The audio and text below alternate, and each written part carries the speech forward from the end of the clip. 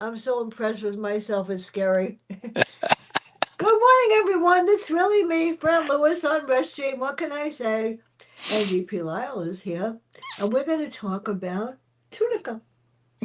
This Yes. book really is great. You have a whole bunch of new people.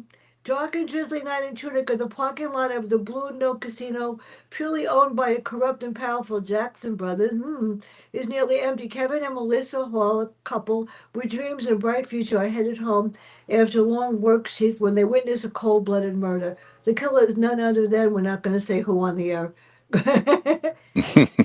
Okay, so there's my question.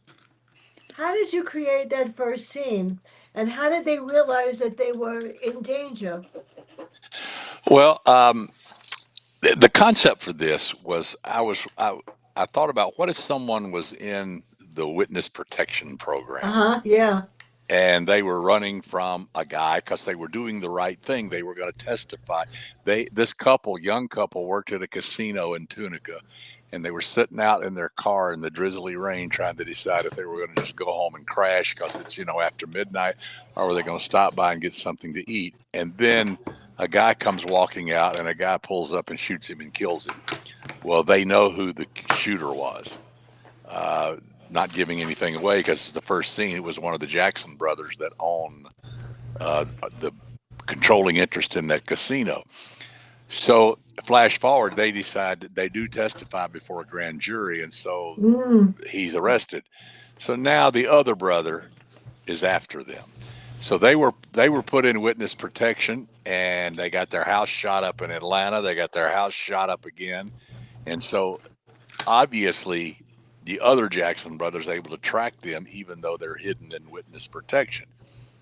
That's that's pretty unheard of. I mean, they really Yeah. guard this thing. Really, this witness protection thing is run by the U.S. Marshal Service, and it's guarded very jealously. But anyway, so they are now moved to Nashville, and they're sitting in. They'd gone for a walk, and they're sitting having breakfast in this place, and they see the two hitmen that the other Jackson brother had hired to kill them before. They know who they are because they had come and threatened them first, and then they decided to take them out. And so they're thinking they found us again, and It's scary. that leads them to a cousin who's in the federal law enforcement, and he leads them to Kane and Harper, and they come to the rescue to try to protect this couple. And then the whole story begins. Then it gets crazy, as they say. It's scary, let me tell you. And I just said, oh. So we have a Costa and Boyd. They were sent to kill Kevin and Melissa because Yes. they didn't want them around because they witnessed it. Who is Tommy Lee Jackson and what's his role? And then, Well, of course, there's always drugs somewhere. oh yeah, yeah, yeah. The two brothers are Charles Allen Jackson and Tommy Lee Jackson. Charles Allen's in jail because he's the guy that shot a business associate, competitor, whatever, in the parking lot. And so Tommy Lee is now on a warpath to prevent them, because without their testimony, Mm. it's going to be very hard to convict Charles Allen because there wasn't any forensic evidence, really, just a bullet he left behind. The gun was destroyed. So it's really eyewitness that is going to, and so if he can eliminate these two witnesses, then Charles Allen can walk. And that's really the driving force of the story. So they try to hide these two people, but Tommy Lee and his two hitmen, Juan and Tim, are relentless in coming after them. So they have to become very aggressive and very clever in turning the tables on them. And that again, that's what the story rambles through is that scenario. Well, I love the two new characters. So, who Yeah. comes to help Kevin and Melissa? You're right, and they try to get them in the witness protection program. And I'm going like, you see this on the news every day, and Hmm. somehow that happens anyway, even though they're supposed to be protected. All this other thing is happening. So they call them. So why did they call? Tell us about. I love them, Kane and Harper, and their unique skills, as opposed to my two Yeah. favorite characters, Jake and Nicole. Well, that's a different series, of course. Yeah. That's the Longley series. Um, okay, well, Bobby Kane and Harper McCoy. Bobby was abandoned at about 2 months old in a Houston Mm, bus station, and he was scooped up by a gypsy family. By that I mean not Roma gypsies, but what we called Irish travelers in the South. But they're kind of a gang, a family, if you will, of about 60 people, and they travel around. And to make money, they do odd jobs. You know, they'll do gardening, they'll do roofing, they'll do construction, they'll do all that stuff. But also, they're good at pickpocketing, they're good at running scams, and they put on shows. mm, They come to the town and they'll put on a show, and so people will pay money to, usually at the local fairgrounds, and they'll do all kinds of stuff. So that's the family that scooped up Bobby, and about the same time, Harper, who's a year older, was around 1 year old. They purchased her from her half Cherokee alcoholic mother for a couple of mm, $100 and a few bottles of whiskey. So basically, Kane and Harper became brother and sister. And even though biologically they're not, and they were raised together by this family until they were about 12 years old when the family got taken down by the FBI. Well, growing up, they were taught Harper was taught to scam people, to pick pockets, mm, to put on an act, to cry on demand, so to speak. She could manipulate people and steal stuff from them. Bobby, on the other hand, became like a second story thief. He could climb mm. and get in and out of anywhere, so they trained him to do second story work, and he was very good at it.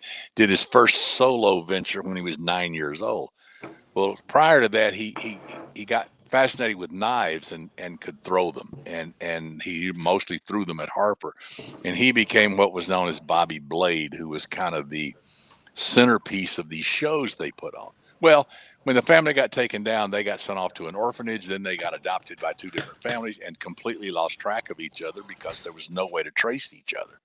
And so Bobby went on and joined the military and then Ranger School. And then they realized his special skills with knives and with the ability to get in and out of places.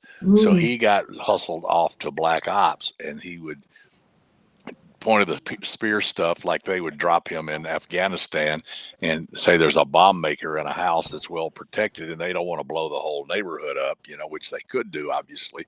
The U.S. Marines could, the Air Force could, but they sent him in at night and he could sneak into the building, kill the bomb maker with a knife and sneak out, and no one would know he was there till the next day. So he became a very skilled assassin, if you will. Harper ended up joining the Navy, and then she got into naval intelligence and then later to the CIA, and she was running black ops in Afghanistan, unbeknownst to each other. And then one mission, Bobby was inserted into the mission at the last minute, and Harper was running the mission, and they meet each other face to face in a bombed out basement in Fallujah, and they see each other for the first time in 15 years. And That's so scary. they complete the mission. They both leave the military after that, and now they become fixers. So they use their skills learned by their gypsy family, scamming, pickpocketing, breaking and entering, knives, all that stuff, and their military training so that when someone needs help, they can come in and take care of it. And that's kind of what happens with the Halls. They're in this situation. Kane and Harper come in to help them uh, save themselves and be able to testify in court and get Charles Allen put away for life. That's scary. You know Yeah, something, you listen to the news and you wonder if these things really happen anyway. sure they do. I know that's what the scary part is that they really do happen everywhere. And then we have someone that thinks that he's above the world. That's so Yeah. sad. Yeah. There's always a bad guy who thinks he's tougher than he is, and Yeah. Kane and Harper are pretty skilled with handling those people in many ways, manipulating them, making them do certain things, or if necessary, killing them. I mean, they do what's necessary. Yeah, I know. So how do they find a safe place to them? And yet they were found anyway. It's no matter where Melissa and Kevin went, they seem to be found. Yeah, they obviously still work with the witness protection program, but they also Yeah. have an old friend from a previous story, Captain Lee Bradford of the Nashville PD, who in some of the earlier books they worked with him on some cases, and so he helps out there too. So they find a way. Um, that's a cross between hiding them and baiting the bad guys at the Mhm. same time.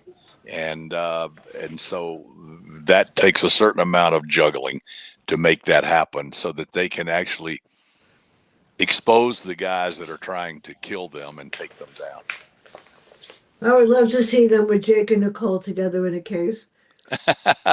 Because each one has their own way of doing it. Of course, Jake is going to sit and drink in the bar, but that's Yeah. beside the one, but she does all the work. So, how does Yeah. Tommy Lee go after the Halls? Who are the Halls? And how does she go after him? And why Acosta and Boyd? Then we have to get about Avery and Bradford. Well, Acosta and Boyd are his are Tommy Lee and Charles Allen's fixers. They do things for them, Hmm. and they can intimidate people and kill people and That's whatever they cool. need to do because they want to protect their financial empire. The centerpiece of which is a casino in Tunica. Tunica's got a lot of casinos right on the Mississippi River. It's up in the Delta country near the old crossroads of Crossroads fame, up in northwest Mississippi, the Delta area where the blues came from. So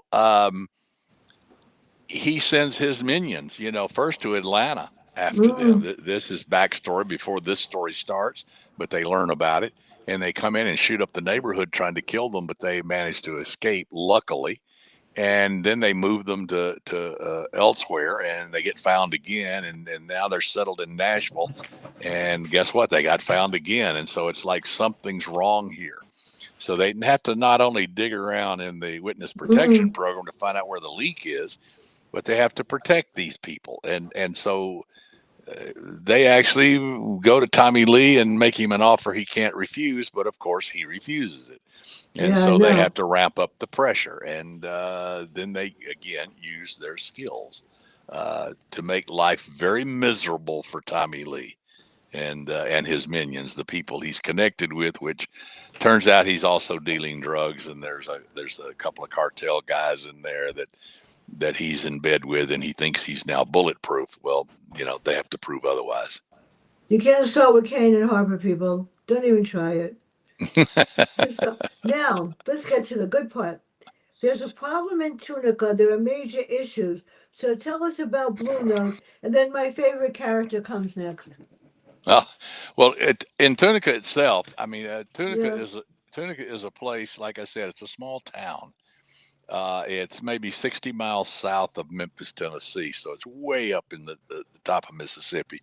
Um, Again, like I said, it's close to where the Crossroads is. It's close to where the blues was born and all of that. And Crossroads is where Robert Johnson sold his soul to Legba the Devil in order for his musical talent. And that's a whole blues legend. It may or may not be true. Who knows? With the blues, you just never know. Um, so uh, it is a town that has extreme economic hard times. Mm. Uh, and so they bring in casinos thinking that's going to save them, and it does create some buzz and some money and things like that. My parents lived in North Alabama until they passed, and they would go over to Tunica because my mom loved slot machines. Uh, so they would go over there from time to time. So, but it turned out it wasn't exactly the boom they thought it was, and Tunica's still in trouble. Uh, what's an interesting aside here? Charlotte Harris, the great vampire writer and the great Uh author huh. and great person, she's from Tunica. So That's not even better. that's a small world, isn't it? And uh, so Tunica, is a tiny, tiny, tiny Mississippi town with a sheriff and a police chief and all of that just want to kind of meander through life. They're not the hardest working people because, well, there's not a whole lot to do there, and it's right on the Mississippi River, God. so it's good Now for drug trafficking. my favorite character, Mama B. I love Mama B. How did you create her? And how did she manage to get all this information and phone numbers and nobody knows she's doing it. Yeah, I love it. Oh, she's great. You yeah. gotta, seriously. Well, Mama B is retired from Yeah. something, Yeah, I know. something she can't talk about. But she's retired from one of the alphabet soups of Spook World, and so she was an ex-naval intelligence officer at one time, and so she was kind of Harper's mentor when Harper came into it. So they just developed a relationship. Well, Mama B has skills within skills, and also as far as computers are concerned, and as far as Mm, tracking people, and as far as cell phones, all this electronic stuff.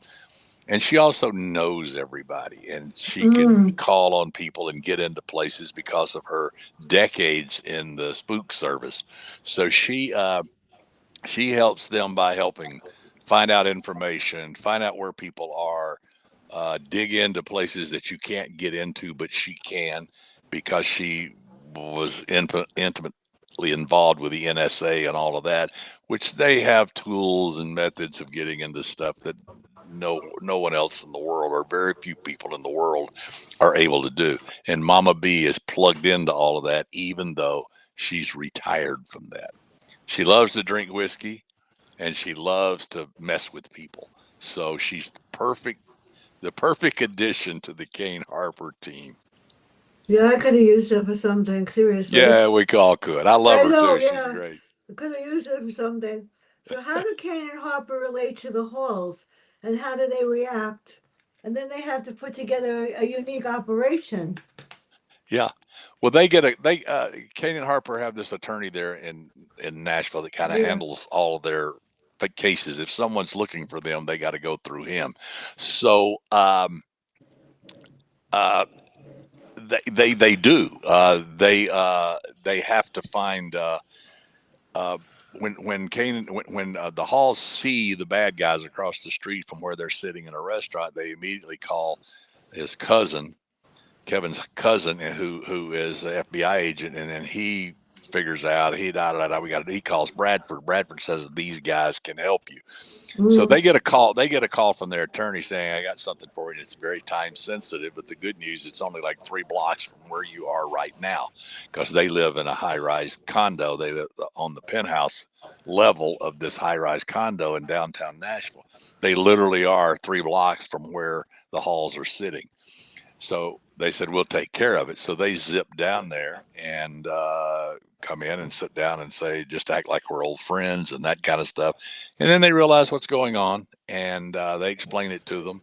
They show them pictures and they say, okay, we can help. Well, we can't afford you. It doesn't matter. We get paid Yeah, well I enough by know. other people. So then they take them under their wing and and they set up a trap for the guys that are trying to kill them, and then make them look silly and say, you go back and tell your boss Tommy Lee to back off. He doesn't want us to come to Tunica because we will make his life miserable and destroy his empire and maybe kill him. And so he sends Boyd and Acosta back and says, you tell your boss, well, obviously Tommy Lee's not going to be intimidated because he thinks he's a tough guy. And So how did they break all into hell his breaks loose house? then. Oh, They break into Tommy Lee's house, and what happens then? yeah, yeah, yeah. For Kane, that's a piece of cake. Bobby Kane can get, he's gone into people's houses as he does here Yeah. with them sleeping in bed, and would steal watches and money and all kinds of stuff. When he was 10 years old, he could do that. So, and then all the stuff he did in the military, sneaking in and out of places, killing people.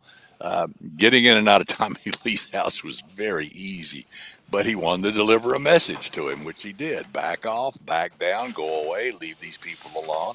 And of course, Tommy Lee's not going to do that because it's his brother that's in trouble. It's his Yeah. brother that's in jail, you know, at Parchman, which is the high security prison in Mississippi. So, um, uh, they're not going to back down. So obviously they're on a collision course. Yeah, well, I know if you look at the news now with the guards in the prison in Sing Sing, they're on strike because they don't feel safe. But then again, the prisoners don't feel safe either. So Nobody again, feels safe in a nobody prison. feels safe. I know. So Not in a Tom, prison, that's for sure. Tommy Lee gets information, and who does he supply him for? He's Who is he? supplying What? drugs for somebody. Well, yeah, there's this Hispanic kid that owns a family that owns a restaurant near there, and one of them is tied in with the cartels, and they're smuggling drugs into the area, and it's a good place to smuggle because it's right on the Mississippi River, and from there they can distribute it throughout the southeast and stuff. And so Mm, this guy, because they're in Memphis, really 60 miles away. This restaurant in Memphis is a hub for drug distribution. Their freeways go through there, the river goes through there. Uh, it's a big town. It's crime ridden like most big cities, and so these guys, Hector Quintana and his nephew Diego right. Quintana, are basically drug dealers, and they Tommy Lee works with them, so to speak. He helps produce the product and they help distribute the product. So they've got a relationship. And that all plays into the story about Tommy Lee's drug empire. That's one of the ways they can hurt him, because That's he scary. relies on that for income and lots of income, which gives him power. And Kane and Harper learn about this and figure out a way to pull the rug out from under him and really put the pressure on him. They're just the whole story is about them protecting the halls, and by amping up the Yeah, pressure on Tommy Lee, one step after step after step, to try to it's break him scary. without killing him. And if necessary, they'll do that. I don't blame him. Then we have Hector and Diego, and how do they play in to Tommy Lee? Because poor Tommy Lee is involved in everything. Oh yeah, yeah, he is. Like I said, they distribute the drugs that he manufactures. Remember, it's a very rural area. Tunica's really in farm country, and so it's Mm, easy to have property with a barn or a house or something where you can produce meth. Meth's not hard to make. You don't need to be a PhD in chemistry to make meth, unfortunately. And so it sells for a lot of money. So Tommy Lee has a system for doing that, and they discovered this and they use that against him. that's Um, scary. oh yeah, yeah, yeah. Not uncommon. Well, he brought it on himself, poor thing. So we have what is the significance of me, Lupita, and who is Rosa? Then we're going to get back to Charles. What? Who's the What, significant of what now? who is Rosa? Well, Rose, interesting. The cartel world in Mexico. There's several cartels, and obviously everybody knows about the Sinaloa cartel. Because of El Chapo, and then there's also the Zetas, and if you those were the two big ones for many years, and the Zetas Mm, had an internecine war and broke up into a lot of little cartels. Well, Rosa runs one of those, and she is kind of Hector's boss. And so she kind of runs the cartel that Hector's involved in, and therefore Tommy Lee's involved in, even though he doesn't really know her. He just knows of her. And her cartel is called Brigada Roja Sangre, which means the red blood brigade. And they're not mm, shy like their progenitors, the Zetas. They're not shy about killing you. When you saw the pictures and heard on the news about the bodies hanging from the bridges, around Juarez and all, that was the Zetas back in the day. They were very demonstrative, very aggressive, and would kill you in a. I mean, they would go into a town, take over a town, kill the mayor, kill the police chief, kill half the people. They'd do whatever they had to do because they didn't care. Really, really, really ruthless gang. Um, and so that's Rosa is now the head of one of the splinter groups off of that. And so at the end of the day, she doesn't want anything to happen to Tommy Lee because Tommy Lee's a manufacturer for her de facto because he manufactures for Hector, who's in her pocket. well, this is something that we see on the news every day. Yes. We see a prisoner like Charles Allen, and he has an idea for Kevin and Melissa, and he runs the show from jail. Yes. And that they do. So and they don't Yes. stop them, the guards. They just the drugs come in. I interviewed Philip Price 2 weeks ago. He Mm-hmm. does. That's what his job was, drug enforcement. And he Mm-hmm. told me how he took down some drug dealers in all different states. And I just sat there like, oh my God, it was all true stories. He wouldn't even talk about the book. He talked about his life. And then I was like, okay, now I know how to do this. So how could he run the show? And what does Tommy? Why does Tommy want the Halls dead? A lot of Uh, people do. now, how does who run the show? They want. They want. They want the Halls dead, right? Oh yeah, So. yeah, yeah. Well, Charles Allen obviously has power in prison, and as you pointed out, a lot of people in prison run a lot of criminal enterprises. Charles Allen has the benefit of his brother being outside, and both of them have a lot of money, and they have bad guys, in their pocket, and they have a lot of people in their pocket, and so he's able to manipulate things and do things and threaten the halls, and crack witness protection program and all of those things. That's And it's all scary. because of money and power. And their money and power predominant. Sure, they make money off the casino. Every casino owner does because nobody wins at gambling except the casino.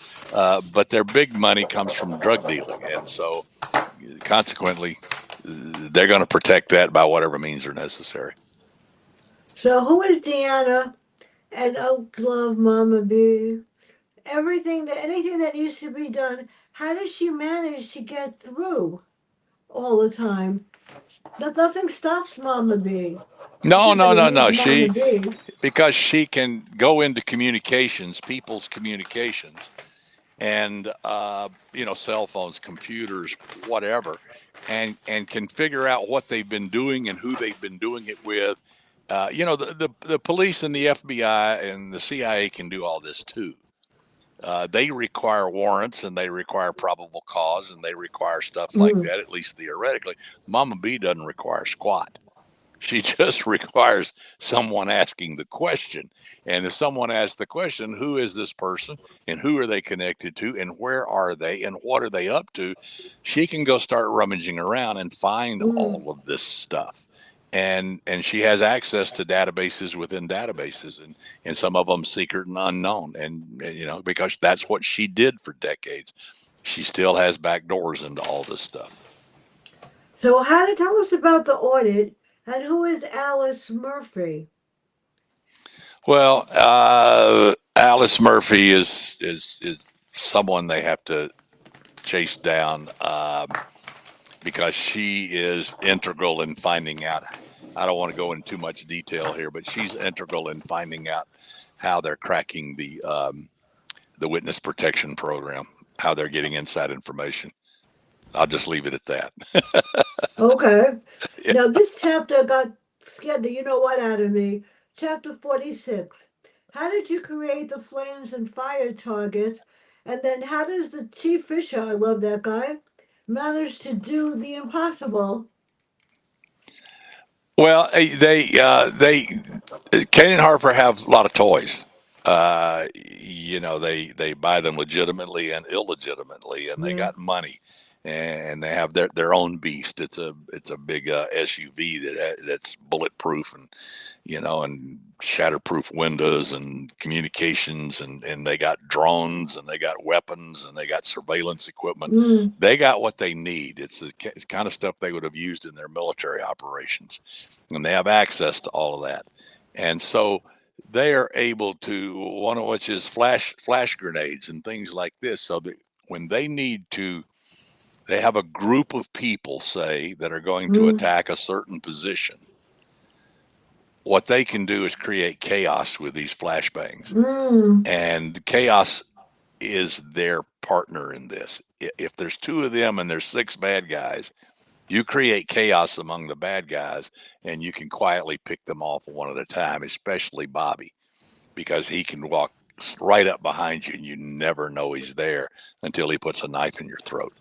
That is And so cool. oh yeah, yeah, Bobby's cool. And Harper, well, she figures it all out. She plans it. She maps it.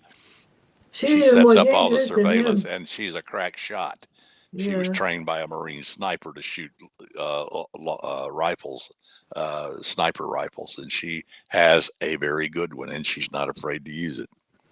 Now, what So, happens when the guy in prison is no longer in charge? So, what happens when Diego and Rosa team up? And how do they manage to get Tommy's money? And they sort of offer him a deal, don't they? yeah, But that's up to him, right? yeah, we got to read the book to find out about Tommy's money. That's right. We're not But going to tell but anybody. Read the book, but people. the Quintanas turn out threatening Tommy Lee. You better fix this problem, or we're going to come Yeah. and fix it. And your brother's in prison; he's vulnerable. You're out here; you're vulnerable. You're dealing with bad, bad, bad people. Rosa does not put up with this kind of crap. She wants to stay off the radar and ship her drugs and make money. And she does not want this headache, and she does not want this flare up. She does not want this attention. And so now a conflict arises Mm. within the bad guy's world. Let's just leave it at that. And it becomes a dangerous conflict. And of Now, course, Kane and Harper use that to their advantage. for those of you that don't have the book, I would suggest you go on Amazon and get a couple of copies. I do A too. lot of copies because Easter's coming and St. Patrick's Day, and the best present is a book. I agree.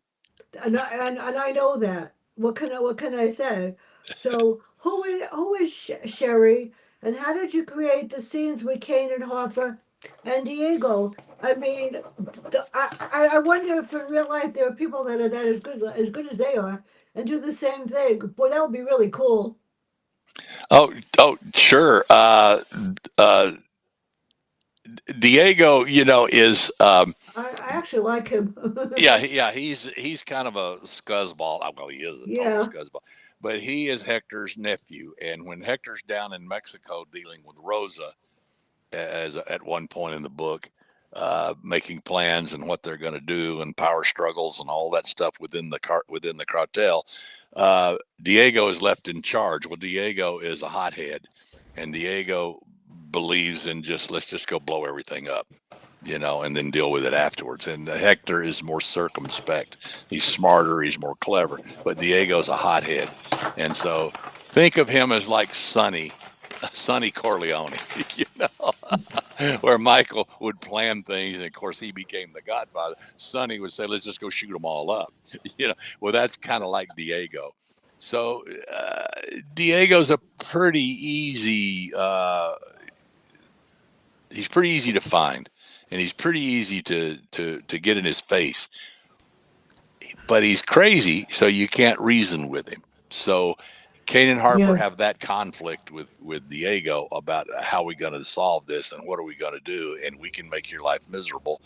And he's saying, well, I can make your life miserable. I can kill both of you. And Kane and Harper saying, well, maybe you can, maybe you can. He said, at one scene in there, he says, I got a whole army I can bring down on you. And Kane and Harper say, we do too.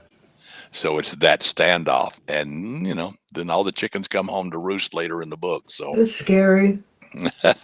It's scary. So now Tommy Lee is not out of the woods. There's paperwork that will destroy him. yes. So how does he help in the final takedown? And why the Halls can't do anything? They have to stay with Bradford. They have to stay with. They have to stay Yeah. Yeah. guarded. Yeah. The Halls have to stay off the radar. They have to They're not stay low happy because though. they're the targets. And the whole mission is to protect them. And if they go down, then it was all for naught because there's no one to testify. There's no one that can convict Charles Yeah. Allen at that point in time. And so the pressure on Tommy Lee starts coming from a lot of different directions. Not only the chief of police, but from Kane and Harper and from the cartels and from Diego personally. And so he's under a lot of pressure and he has to make a lot of decisions about when, where, and how because Kane and Harper now have the information about his drug dealing that the police kind of knew about but didn't know the scope of it. And so he's really under a whole lot of pressure. Mm. And so everybody has to work out a deal. And I again leave it at that. People have to read the book to You find out can't what's tell going any. on. They better read the book, people. Actually, I have to say this. I have about, in the last 2 months, read about 75 books, maybe more. Wow. It's scaring me. It scares me some. And the post office has not been bringing all my titles. And I got one yesterday. I was so they better bring more because I have interviews that I don't have the book, and I Hmm. can't talk to people if I don't have it. But basically, they're going to my dermatologist right after the show. All of them. His wife wants them. So, and she Yeah. puts them on her bookshelf and she gives them to people to read. Or Good. library. Yeah, she does. She's my greatest fan, so that's why I don't need an appointment. I just walk in later and I go, "Hi, Dr. M. These are for you." And there's gonna be three big bag books of books that I read. It's amazing. It's That's amazing. great. Well, my mother made me read 10 books a week for real. I had to take notes on, Well, and it helped.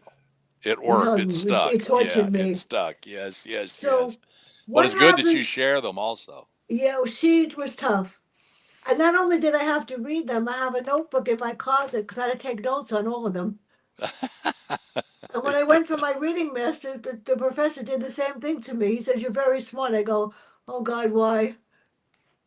So he does streams with me also to remind me of how to teach Huh. reading.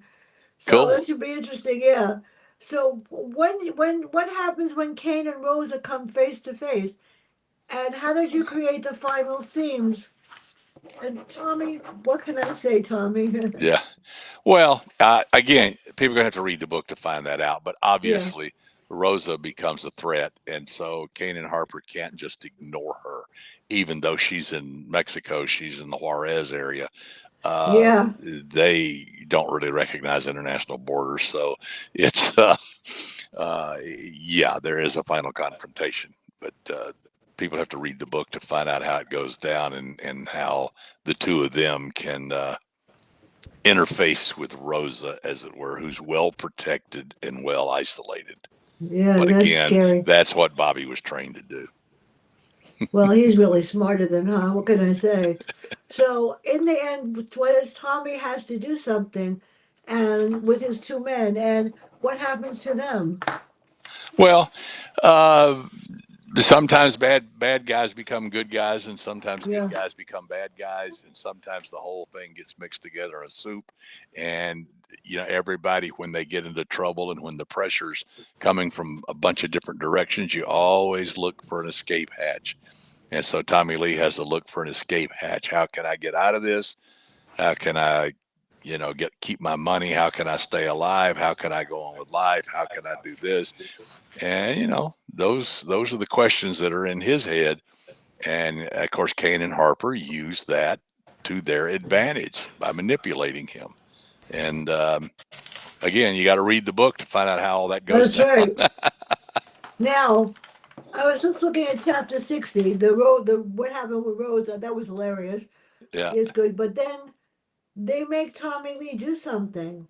Yeah, they do. And I thought again, that was the best part of the book was the last page. Last page. yeah, it's something that they do to kind of settle the score and make Yeah, things smooth. And sometimes again you have to manipulate people and force people to do things they don't want to do the right thing. And remember, this if there was a theme in this story, it's do the right thing. It can yeah. cost you, but do the right thing. The Hall started by doing the right thing. Look at They what got in happened to trouble them. because they did the right thing. They witnessed a murder and they knew it was dangerous. They testified about it and said they would testify again. That's what got them into trouble in the first place. And in the end, Kane and Harper figure out a way to do the right thing. So I'll leave it at that because the reader's got to read the book to find out what that right thing is. I think the people on the news better read the book too to figure out how to do the right thing. Yeah, exactly. I mean, Everybody it's does. so I like, huh? That's what they. I mean, they're trying to ruin everything, which is really sad. Yep. But I think the worst one was when, because after working in a school for a million years, and my students are on Facebook and tell me I was tough, but they love me. And not for me, they wouldn't be where they are today. It bothers me that the Department of Education, we Yeah. need it. We need Oh, a yeah, lot of yeah, things. yeah. Yeah, Yeah, the teachers that And I've had a bunch of them throughout my training, Yeah, at it's school and different. everything, because I had 24 years of education, counting medical school and residency and fellowship and all that. Um, the teachers I remember the most and that I've benefited the most were tough teachers. Yep. They demanded that you learn, and I think that's it. Of course, for a lot of us, learning was something you Well, did naturally anyway. You wanted to do it, but those teachers that demanded more of you that's were the exactly ones right. that you remembered. Uh, they were good teachers, and they didn't just throw out some stuff and say that'll we'll do a test on this. The ones that made you think, the ones that made you work, those were the teachers you remember the most. That's right. And the ones that made you listen. Yep. One of them actually is an activist. I love him, and he started a thing for adults and kids, Team Spartan Spades, Hmm. and he does whatever. But he actually said on Facebook, if not for her, I'd be in jail. He Hmm. said because she made me behave myself. I said, yeah, that and if you told you I kick butt, don't worry about it. Yeah, yeah, yeah. Well, I mean, the first thing in teaching, as you well know, is you got to The get the student's discipline. attention. You got to get the student's attention. They have to pay attention, as you said. Listen, and whatever means are necessary. If you do that by being strict, you do that by being funny, you do that by being sarcastic, you do that Yeah, by piquing their interest about something that may be different than what you're teaching. But then they start listening, and the next thing you know, you're slipping the lessons in. But you got to get their attention first, and that's right. that's hard, And now everybody's diagnosed with something, ADHD, yada yada yada yada yada. Probably only 10% of them actually have it, but what it is they're just bad students, and they're just somebody That's hadn't grabbed right. them by the throat and say, "Look at me and pay attention." I probably wouldn't have been diagnosed with that when I was in the third grade, because I was in trouble all the time in school because I wouldn't be quiet and I wouldn't sit still because, well, I was bored to death. And so I think a lot of it's just boredom because the teachers aren't getting the students' attention and filling them with information that they're interested in and making them interested in that Yeah. information. Teaching's a skill. It's a skill. It is, and I learned that when I became the reading teacher. But I did that when the first class I had was the class from you know where, and they was given to me a sixth grade class because the principal wanted me to fail. Yeah. Because the assistant principal was a family friend, and it took me about 2 weeks, and I explained to this class, you see where your butt is sitting, it'll be there next year, and Yeah. I'll be the same face in front of you. And they looked at me, and I said, it's okay if you want to do this. I know I'm adorable. Not a problem. I never had to say, and then they used all the lovely words. So I put all the lovely words on the board, for real. And I said, could you define them? And they said, no. I said, then I can only one that could use. That was it. I never had to say, they were the worst class that ever walked through that school ever, they said. They're still talking about them. Hmm. And I couldn't be absent, ever. Yeah. Yeah. And I had the flu and I had to come in. There was a second class I had like that, and then my principal called my mother to tell me to come to school because they were afraid of my kids. And I said, I'm 5 feet tall. These boys were whatever. I said, and I don't get it. But what happens? I loved every minute of it. What about the halls? What's next for them, and what's next for you? Where are you going to do? And when am I getting Jake and Nicole? um, well, the Halls are going to hopefully live their life and go on from there. We'll see. But I'm working on the next Jake book right now, Oh, good. which will be number 8 in that series, and I'm working on the first draft of that right now.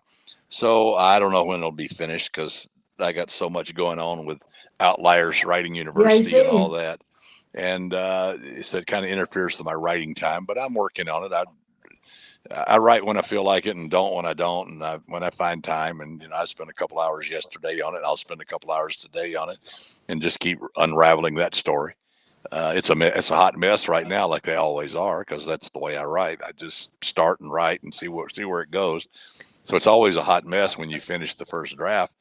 By the time you run through it a couple of more times, it all starts making sense. So I'm in the hot mess stage right now, which is fun. I like it.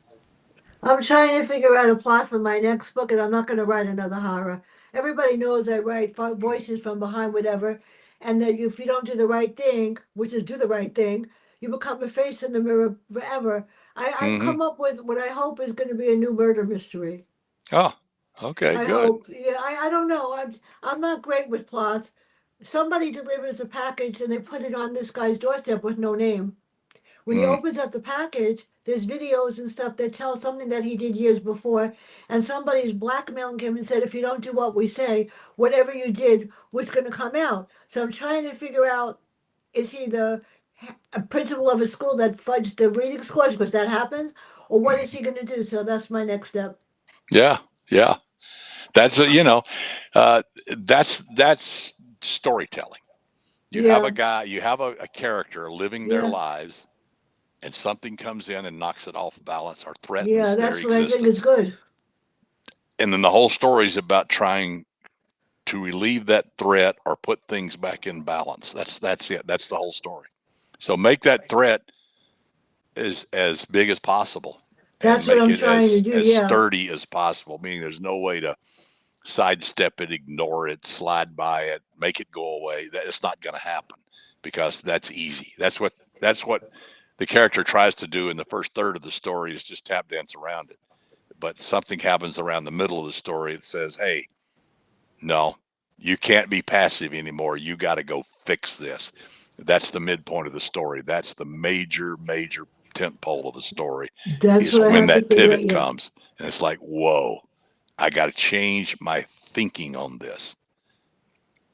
And then the rest of the story is about solving the problem.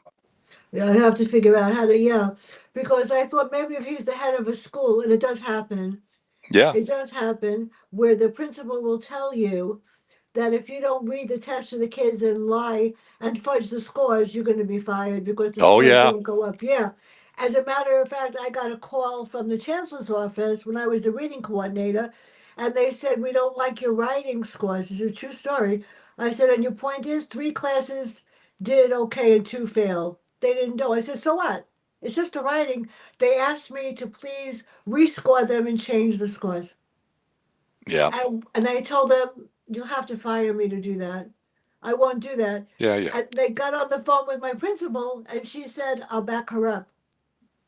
She Yeah. wouldn't do it either. You know, It's it's scary. how students get moved along one year after another. Either they're Yeah. troublemakers and they don't want them in their class anymore, so they move them along, and so suddenly they're in the 10th grade and they haven't learned anything since the 4th grade. And you get that situation. And the other thing is, if you don't perform, and by perform, I don't Yeah. mean be successful. I mean fill out all the little boxes and you know what I'm talking Yeah. about in the pages, and you don't do this, that, and the other. Your funding becomes an issue. And so you have to say that you're educating Yeah. students, that scores are a certain level. And if you have to fudge the scores to get there, your funding depends on it. And your funding dictates your salary, and That's your what they salary said. dictates your livelihood. So, I mean, you can see all kinds of conflict in a story like that because, well, it happens in real life. Yeah, not only that, this they said they told the State Department that they didn't like it. The State Department sent me a letter. I had to send them 500 writing tests, the samples, the original ones, and all the rest of it. And then I sent it to them with the scores and everything. And about 2 months later, they sent me an apology note, and they said we would never change one score. You are too honest. Good. And I was That's the, like, that's, yeah. that made me feel so good. But what can I tell you? So If you don't anyway, learn what you're supposed to learn in the 4th grade, you can't go to the yeah, 5th grade. yeah. End of story. So If you where have can to we sit find back a out year, all you sit about back a you and year. all your work? What's that? Where can we find out about you and all your work? Well, if you go to my website, which is dplylemd.com, dplylemd.com, you can see all my books and you can see my blog and you can see everything about Outliers Writing University and about our YouTube channel I and can't see with these. radio show and all that stuff. So everything, if you go to the website, dplylemd.com, you can connect to everything. Thank you so much. Thank This you. is so much fun, and I have not done two authors at the same time, but I will. Next week, I have to say, on Wednesday, Tess Gerritsen, summer guest. Ah, Yeah. And Stephen Manchester just asked me to change his to April, and there's two people. You will be Peter. I just got for May. I have just filling out the month of May is almost gone for streams. It's like, good. yeah, that's it's not bad. I'm hoping. I don't know. It keeps me out of. My husband said it keeps me out of Marshalls or the stores to go shopping. When But you thank talk you to so Tess, tell much. her I said I hello. wish I All could do right. panels again. I probably could. Yeah. If anybody has an issue they want to discuss, feel free to tell me. But thank you so much, Thank you. everybody. Have a great day.